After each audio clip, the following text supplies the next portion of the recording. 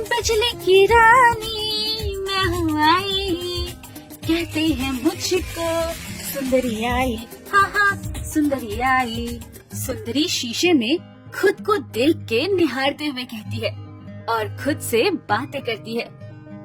उफ, हाय ये मेरी कातिल अदा, कितनी सुंदर हूँ मैं।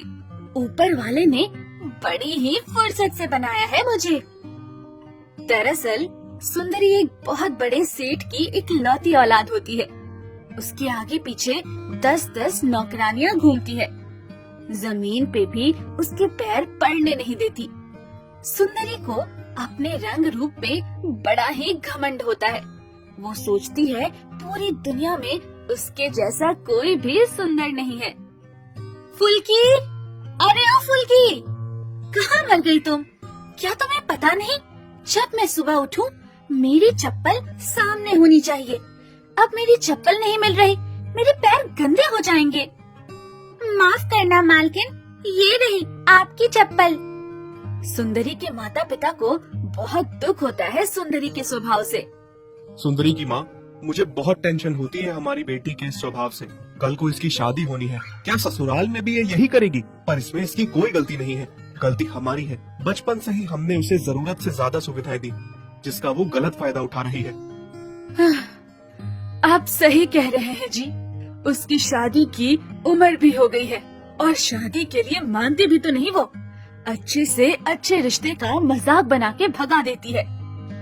देखो सुंदरी की माँ, आज तक जो हुआ सो हुआ, पर अब ये सब नहीं चलेगा। शादी के लिए उसे हाँ करनी ही होगी।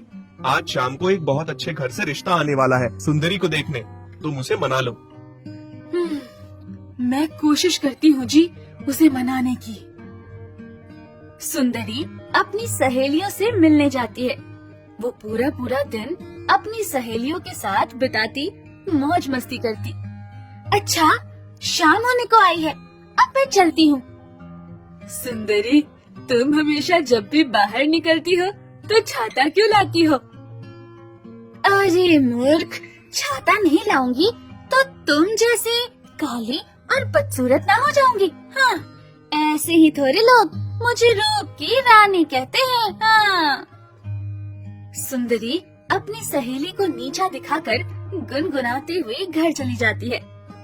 बिजली की रानी मैं हूँ आई, कहते हैं मुझको सुंदरी आई। हाँ हाँ सुंदरी आई। जब घर पहुँचती है तो उसकी माँ उससे कहती है, बेटी कहाँ रह गई थी तू? क्यों माँ, कौन सी आफत आ पड़ी अब? जा जल्दी से तैयार होकर आ जा, तेरे बाबा के साथ तुझे देखने रिश्ते वाले आ रहे हैं। क्या माँ, आपको कितनी बार कहा है मेरी शादी का ना सोचा करो। मैं इतनी सुंदर हूँ कि मुझे अपने आप लड़का मिल जाएगा। अरे फिर भी एक बार देख तो ले। सुंदरी गुस्से में लाल पीली होकर कहती है, हाँ, आने तो दो, कौन आता है देखने? कौन मेरी खूबसूरती के आगे टिक पाता है? ऐसी बेइज्जती करके भगाऊंगी ना, याद रखेगा। थोड़ी देर बाद मेहमान आते हैं। घर वाले उनकी खातिरदारी में लग जाते हैं। सुंदरी को देखने जो चूहा आया था वो जरा सा मोटा था। क्या पिताजी, मैं कहाँ और ये कहाँ? ये आपको कहाँ से मेरे बराबर का लगता है? ये तो आटे की बोरी जैसा दिखता है। इस तरह सुंदरी मेहमानों की बेइज्जती करके भगा देती है। उसके माता पिता सुंदरी के किए पे बहुत दुखी होते हैं, पर सुंदरी के आगे किसी की न चलती। कुछ दिनों बाद फिर से सुंदरी के लिए एक बहुत अच्छे घर से रिश्ता आता है। सुंदरी का पिता इस बार इस रिश्ते को किसी भी हाल में नहीं गंवाना चाहता था, इसलिए वो सुंदरी से खुद बात करता है। देख बेटी, इस बार मेरी नाक मत कटवाना, रिश्ता बहुत बड़े और अच्छे घर से है। ऐसे रिश्ते बार बार नहीं मिलते। इस बार कोई गड़बड़ मत करना, और अगर इस बार कुछ ऐसा किया तो उसकी तुम्हें बहुत बड़ी सजा मिलेगी। सुंदरी सोचती है, हाँ, पिताजी तो मुझसे बहुत प्यार करते हैं। आज तक बचपन से ऊंची आवाज में बात नहीं की तो सजा खाक देंगे। घर में फिर से मेहमान आते हैं। चूहा सुंदरी को देख के पसंद कर लेता है, पर सुंदरी, क्या पिताजी, आप भी मेरे लिए कैसे कैसे रिश्ते लेकर आते हैं। कोई ढंग का होता तो मान भी जाती। इसकी दाढ़ी देखी आपने, जैसे मुंह पे घास उगाई हो। ये कहते हुए सुंदरी उनका मजाक बनाती है। मेहमानों की इतनी बेइज्जती होने के बाद वो वहाँ से चले जाते हैं और सुंदरी के पिता को बहुत गुस्सा आता है। सुंदरी, तूने मुझे बहुत अपमानित किया आज फिर से। मैंने तुम्हें कहा था ना कि तुम्हें आखिरी मौका दिया है मैंने। अब मैं तुम्हारे लिए कोई अच्छा रिश्ता नहीं, बल्कि किसी भिखारी से तुम्हारी शादी करवाऊंगा, और यही तुम्हारी सजा है। थोड़ी देर बाद एक भिखारी डफली बजाता हुआ, गाना गाता हुआ घर के बाहर से जा रहा था। उड़ जा काले कावा, तेरे मुंह विच खंड पावा। सुंदरी के पिता को उसकी आवाज बहुत अच्छी लगती है। घर के नौकर से बोल के उस भिखारी को अंदर बुलवाकर गाना गवाया जाता है। वाह, तुम्हारी आवाज तो जादू है। बहुत अच्छी आवाज है तुम्हारी। मालिक, अब मुझे कोई इनाम दीजिए, मैंने आपको गाना सुनाया। हाँ, मैं तुम्हें इनाम दूंगा, और इनाम के तौर पे मैं तुम्हारी शादी अपनी बेटी से अभी के अभी करवाऊंगा। जब ये बात सुंदरी को पता चलती है तो वो बहुत ड्रामा करती है, रोती धोती है। पिताजी, ये आप क्या कर रहे हैं? इस भिखारी के साथ मेरी शादी करवा रहे हैं। मुझे लगा आप ऐसे ही बोल रहे थे, अब सच में सजा दे रहे हैं मुझे। माफ कर दीजिए पिताजी, आप जिससे बोलेंगे मैं उसी से शादी करूंगी। लेकिन सुंदरी के पिता उसकी एक नहीं सुनते और उसकी उसी भिखारी से शादी करवा के सुंदरी को विदा करने की तैयारी करते हैं। आपने मेरी शादी इस भिखारी से तो कर दी, पर अब ये मुझे कहाँ लेकर जाएगा? वैसे भी मैं आपकी इकलौती संतान हूँ, सारी संपत्ति पे मेरा हक है, मुझे यही रहने दीजिए। बिल्कुल भी नहीं। शादी के बाद बेटी का घर उसका ससुराल ही होता है। अब तुम्हारा पति तुम्हें जहाँ ले जाए तुम्हें वहीं रहना है। लेकिन पिताजी, मुझे आपने कितने लाड प्यार से रखा है, मैं कैसे रहूंगी? ये तुम्हारी दिक्कत है। अब जाओ अपने पति के साथ, हमारा फर्ज यही तक था। तुम अपने कपड़ों की गठरी भी ले लो, वहाँ जाके क्या पहनोगी? सुंदरी ने कभी कुछ काम न किया था। आज वो अपने कपड़ों की गठरी सिर पे उठा के जा रही थी। हाँ, हम क्या पैदल जा रहे हैं? गड्डी कहाँ है? तुम क्या मजाक कर रही हो? मैं भिखारी हूँ, मेरे पास गाड़ी नहीं है, और अब तुम्हें भी मेरे साथ पैदल चलने की आदत डालनी होगी। और अब जल्दी चलो, शाम हो जाएगी घर पहुँचते पहुँचते। बहुत चलने के बाद सुंदरी थक चुकी थी। उफ, मैं थक गई हूँ अब, और कितना चलना है? थोड़ी देर बाद एक झोपड़ी दिखती है और भिखारी सुंदरी से कहता है, ये है मेरा घर। क्या ये झोपड़ी तुम्हारा घर है? ऐसे घर में तो मेरे नौकर भी नहीं रहते। अब तो तुम्हें यही रहना है, तुम चाहो या ना चाहो। सुंदरी रोने लगती है अपनी किस्मत पे।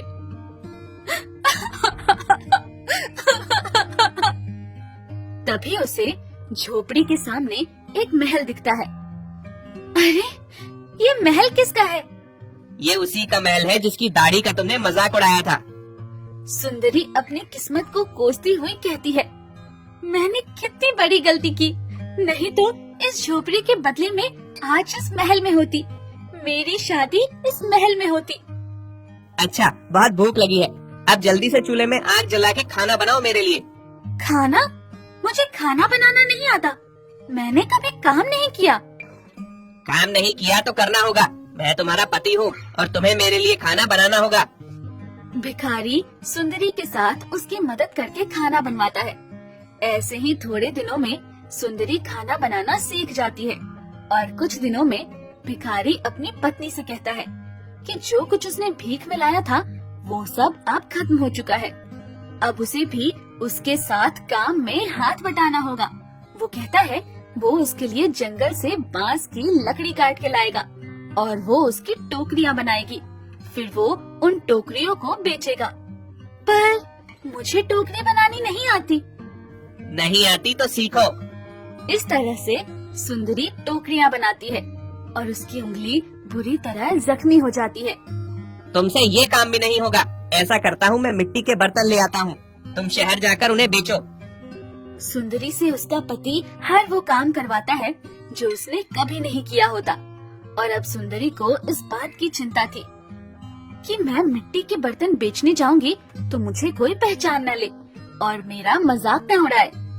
फिर वो अपने चेहरे को ढक के बर्तन बेचने लगती है। ऐसे ही कुछ दिन बाद भूखी प्यासी सुंदरी के सिर से बर्तन गिर जाते हैं और टूट जाते हैं। जब वो घर आती है तो उसका पति गुस्सा करते हुए कहता है, तुमसे तो कोई काम नहीं होता। चलो एक बात है, खाना बनाना अच्छा सीख गई हो। मैं तुम्हारी बात सामने महल में करता हूँ, शायद मालिक तुम्हें काम दे दे। ठीक है, जैसा आप कहें। इसी तरह सुंदरी महल में बावर्ची का काम करने लगी और सबके खाने के बाद जो खाना बच जाता उसे अपने और अपने पति के लिए घर ले आती। और फिर थोड़े दिन बाद महल में सजावट हो रही थी। बहुत सारे पकवान बने हुए थे। लगता है महल में किसी की शादी होने जा रही है। बड़े दिनों बाद ऐसा नजारा देखने को मिल रहा है। इतने सारे पकवान सुंदरी ने बहुत दिनों बाद देखे थे। वो थोड़े से गुलाब जामुन कटोरी में लेकर छुपा के घर ले जाती है। तभी वहाँ उस घर का दाढ़ी वाला राजकुमार आ जाता है और सुंदरी का हाथ पकड़ लेता है। सुंदरी को लगता है कि राजकुमार ने कटोरी देख ली शायद। मुझे माफ कर दीजिए राजकुमार, मैं चोर नहीं हूँ, मुझे जाने दीजिए। क्या तुमने मुझे पहचाना नहीं? मैं वही राजकुमार हूँ जिसकी दाढ़ी का तुमने मजाक बनाया था। राजकुमार अपनी दाढ़ी उतार देता है। अब पहचानो, मैं ही वो भिखारी हूँ जिससे तुम्हारी शादी हुई है। दरअसल मैं तुमसे प्यार करता था, तुमसे शादी करना चाहता था, पर तुमने हमारा अपमान किया। इसलिए मैंने और तुम्हारे पिताजी ने तुम्हें सबक सिखाने के लिए ये तरकीब बनाई। और तुम्हारे माता पिता भी यही हैं, और ये हमारी शादी की ही तैयारी चल रही है। क्या ये सब नाटक था? मुझे माफ कर दीजिए, मैंने आपका अपमान किया था। और पिताजी, मैंने आपको भी बहुत दुखी किया था, मुझे माफ कर दीजिए। सुंदरी अब पहले वाली सुंदरी नहीं थी, अब वो पूरी तरह बदल चुकी थी। राजकुमार ने उसका सारा घमंड चूर चूर कर दिया था। अब वो सारे वो काम करती जो राजकुमार ने उसे सिखाए थे। फिर राजकुमार और सुंदरी की महल में धूमधाम से शादी की गई। अगर आपको हमारी ये वीडियो अच्छी लगी तो प्लीज़ हमारे फेसबुक पेज को लाइक, शेयर, कमेंट और फॉलो ज़रूर करें।